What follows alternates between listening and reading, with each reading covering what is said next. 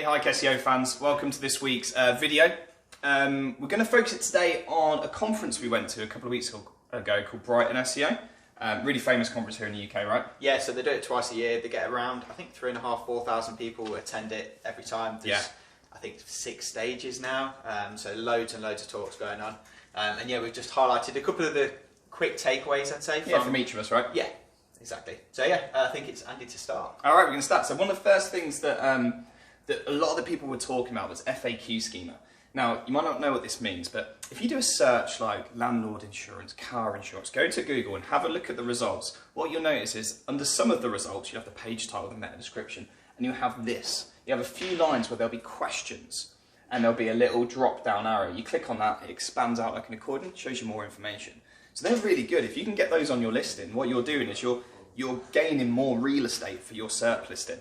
And it's really simple to do. Essentially, add some FAQ questions to the bottom of your landing page. So no matter what you're doing, add some, whether it's landlord insurance or car sales, whatever it be, add some FAQs to the bottom of your page. Some frequently asked questions, your customers might get, you want to speak to your customer service team.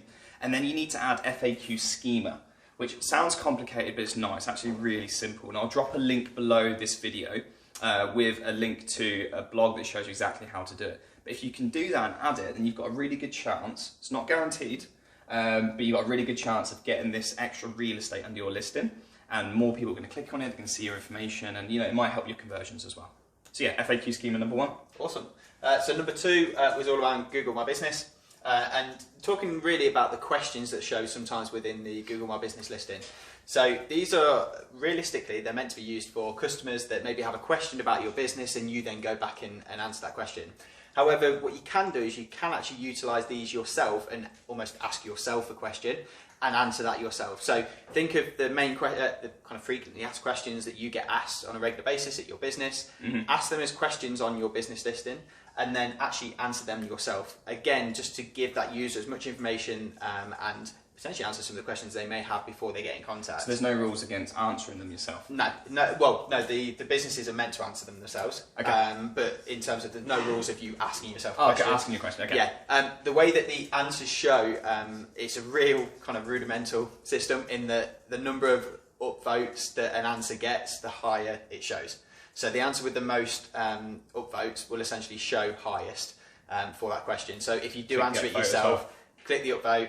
Use a couple of other Google accounts you may have to click the upvote as well, just to move that up so that you can control then what the question is and what the answer is. Which makes sense because you know better than anyone the types of questions your customers will be asking, rather than it being an ad hoc question that one person asks. Yeah, exactly. And there's also been examples where people have asked very kind of weird questions or answered them very weirdly. In terms of this talk itself, I think he gave an example of Stonehenge, and people asked what it was, and one of the answers was that it used to be a roundabout before cars were introduced. So yeah, you want to control really what people are saying about your business, so there's that need as well. Cool, okay. So the next one that I've focused on is a bit more, less of a tip, but more of a what to look into, is what we call SERP features. So as you've noticed over the, we put a post on today with Google's logo. Yes. From like 2007 or something to now it's changed. And Google's changed a lot, right? So originally it was just your 10 listings. Now you put in a keyword search and there's just everything on there. So everything that's not just a SERP listing or a pay-per-click result is called a SERP feature. So these include things like the answer box, this FAQ, kind of additional bits of information, the knowledge panel on the right, the Google Maps listing box, people also ask. So essentially, the amount of SERP features now have grown so much, especially in the last couple of years, maybe more so in the last year. Yeah. So there's a great stat that out of 10,000, someone did a study on 10,000 keywords, searched them in Google. Now these are commercial keywords, transactional keywords, informational type keywords. Yeah. Only 19% of them didn't show a people also ask box. Wow. And you can see this, you go into Google and you search landlord insurance, which is a purely transactional keyword, and you've got a people also ask box. So what we're saying here is have a look for all of your keywords and see what kind of SERP features they're showing on there. Can you get into that? So one example, people also ask. We've done a video on answer box, which is this little bit here where Google answers the question type. And we did a video about optimizing for that. So if you haven't checked it out, go and see it. But people also ask is a big one. So how can you get your content into those people also ask questions? Because you don't need to be on the first page for that. You can be anywhere, but if Google thinks it's relevant and it's all going to be exactly the same thing as what you do here. So by having a great FAQ schema on your site and answering lots of questions, Google might grab like one of your questions and put it into a generic search for a people also ask box. So have a look. And also one of the key points was for some of your searches, it might be the case that there's so many search features on there that are controlled by Google that you're just not going to have the opportunity. So bear that in mind with your keyword research as well. But yeah, they're really taking over. Look to see how you can maximise your visibility within them. Awesome. And then the last one is again on Google My Business. There's a theme here. There's a very big theme on Google My Business. why. Yeah, so it was around optimising really for kind of local search or Google My Business itself. So I believe it was taken from kind of a local ranking factor study that had been done, and they highlighted some of the key areas where you really want to focus your attention, the ones that have the biggest impact on your local SEO performance. One of the biggest on its own was the actual optimisation of the listing itself. So this is things like the categories that you add, the services that you add in there that you cover, description, imagery, post, all that sort of stuff.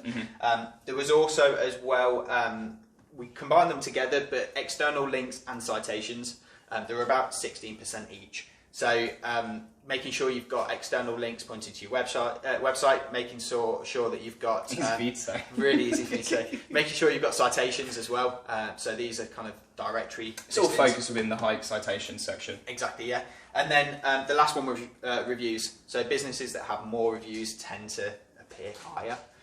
It doesn't correlation. Yeah, exactly. So try and push out to your customers that you know are happy.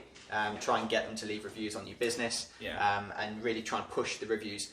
Leaving them directly within Google My Business is the best, and leaving them directly on Google, but you can use external sites as well. So I guess the one thing to cover here is currently within Hike, we cover this section here, which is your citations. Yeah. We're very soon going to roll out a feature to do that and to do that.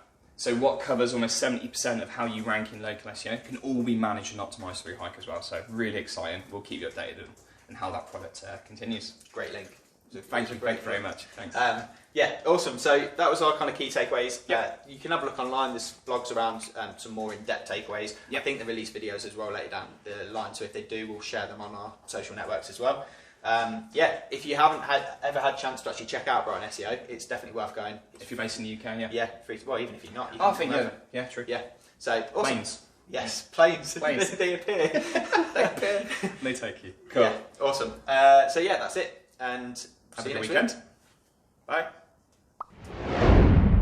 Bye.